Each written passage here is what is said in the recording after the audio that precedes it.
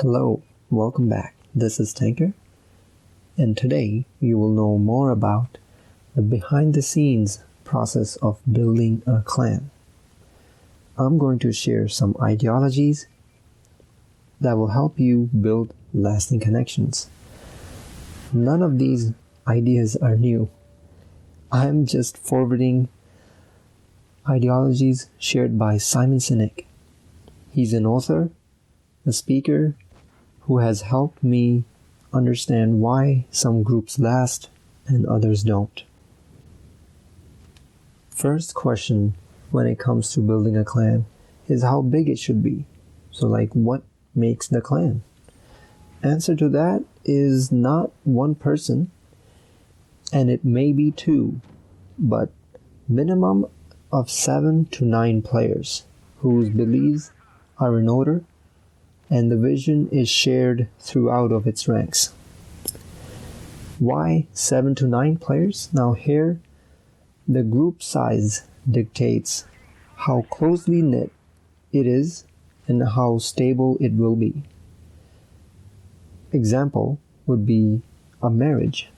It is built on strong connections between two people, but it is not stable if one of them leaves. Same thing with 4 people. If one of them leaves, it's 25% group loss, right? So you increase number of members for sake of stability, but at the cost of the close-knit feel when you're around a group of friends, right? Imagine hanging out with 50 people. You wouldn't feel as connected as you do if you hang out with 10 or 15 or 20. So an optimal number would be however you can manage, but still keep the close connection. So if a couple people happen to leave, the group doesn't fall apart. If it's stable, it will carry your work and ideologies to still be relevant and helpful for future members to come. Now talk about future members. This is one of the most important aspects of building a team. It is recruiting the future members. It is as important as to ask what you not want as well as what you are looking for. Here in my experience, it's crucial to ask the right questions than to look for the right answers. Let me share on how my team has dealt with this difficult process of recruiting. Alright, it will come with no surprise to you that everybody wants to have high performers on their side. Not just high performers, but high performers whom they trust. Now that is a key part of this video. In the recruiting one sector, you gotta have people who you trust that you let on to your team, right? Not just high performers, but people who you trust. Now, trust is something that it derives progress from a relationship where people have set goals and clear goals, right? And expectations, so it makes it easier to work with them. They are predictable, and this builds trust over time. It won't happen in a week, probably, but it will take a little bit longer to judge the trust sector of the problem, right? High performance you can check by looking at charts and numbers, so that gets taken care of pretty easily. Anyways, let's carry on to the other side of the spectrum, and this would be low performer and low trust. So we have on the y-axis is performance, right? If performance is the factor that we tend to measure people with, performance goes on y, right? And the trust that we are trying to establish is on x. So of course, nobody would want low performers and low trust, because as I said, like, your team can't be consistent or stable, and you need those two things to feel that your efforts are worthwhile.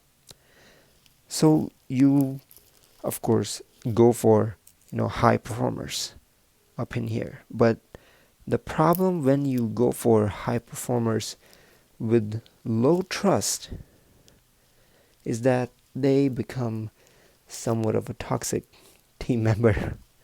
Now, of course, you have another options that you could go for low performer, or medium performer, but still high on trust. What this will establish in your team is that you value the connection before the numbers.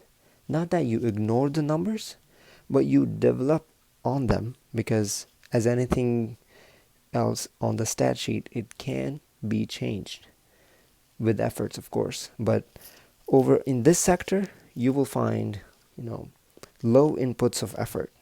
So you can't be dependent on them to make changes or, do the role that they asked to do. So it is something of a crucial aspect that once you come to decide, we should always want to go for, this spectrum to the right. We want people who are trustworthy, although they might not have, high performance ratings. We can work with them better than the people who know what they're doing exactly, but kind of screwing others over on the way. Okay, so we touched upon few key concepts that work together in the behind the scenes process of building a clan. And first was the group size, how many people should you let in to make a system stable but still be effective in close connections, right? And the second was letting people on the team, like not just by the performance charts, but by the soft skill sets, which gives stability to the system. And as my team says, we can fix the numbers, but we cannot fix the attitudes.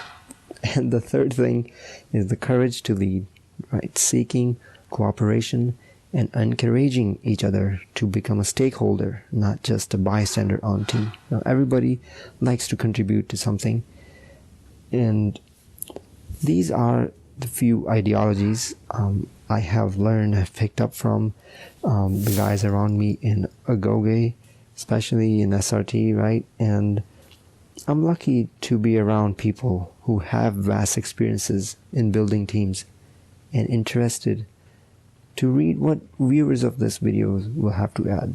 Now, please, of course, check out Simon Sinek's work.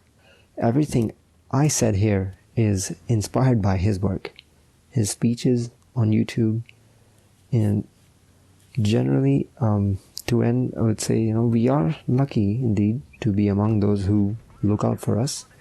Now go be better at it and become one of those.